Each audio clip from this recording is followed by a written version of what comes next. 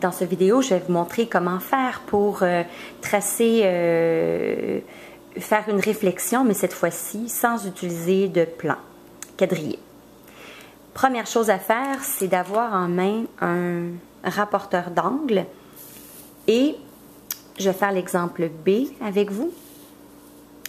Vous venez placer votre ligne de 90 degrés sur votre axe de réflexion. Vous vous placez vis-à-vis un des points.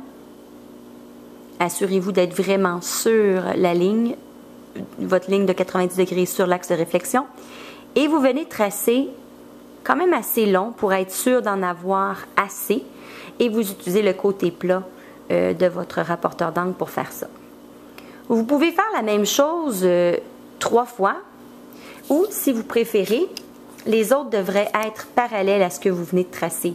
Alors, si vous êtes plus à l'aise avec les équerres, bien, vous pouvez y aller avec les équerres pour les autres.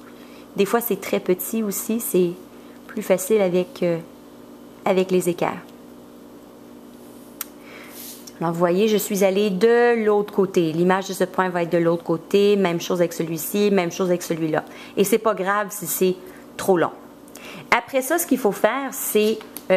cette distance doit être la même par rapport à un point et l'axe de symétrie que son image et l'axe de symétrie. Alors, on va prendre soit la règle ou le compas, mais quand c'est très petit comme ça, avec le compas, c'est pas évident.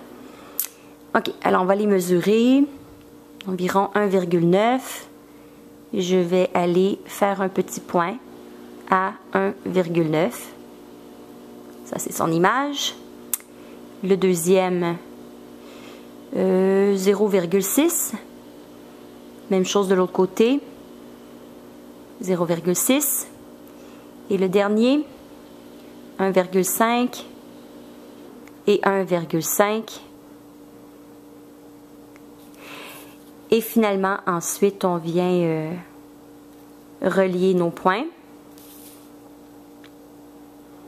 Et normalement, si nos constructions sont précises, les deux figures devraient être identiques, mais ils devraient avoir un effet retournement. Alors voilà, c'est un exemple de réflexion. Maintenant, ici, on a un exemple un peu particulier. Vous pouvez voir que l'axe de symétrie passe à travers la figure.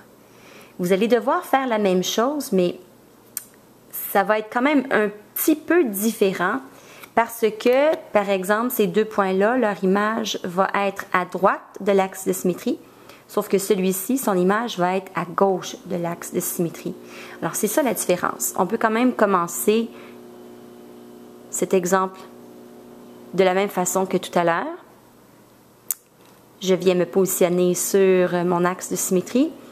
Je viens me placer vis-à-vis ce point. Je trace pour aller de l'autre côté de l'axe.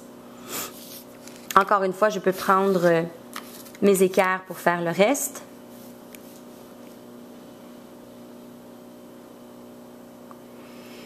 L'image de ce point va être aussi à droite de mon axe de symétrie, sauf que le dernier en bas, je vais aller tracer vers la gauche parce que l'image de ce point est à gauche de l'axe de symétrie. Et après, ben, la dernière partie est exactement la même. Je mesure la distance entre chaque point et l'axe de symétrie. Ici, ça mesure 1,3.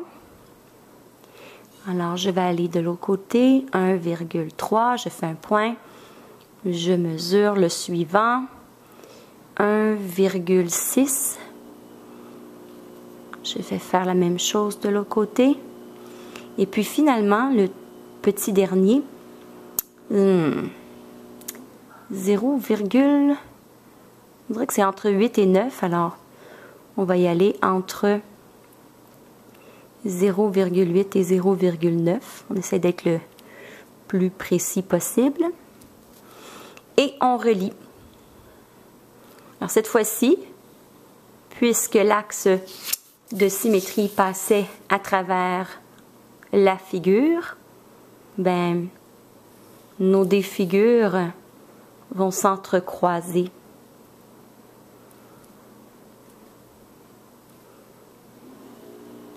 Mais ça reste qu'elles sont quand même identiques.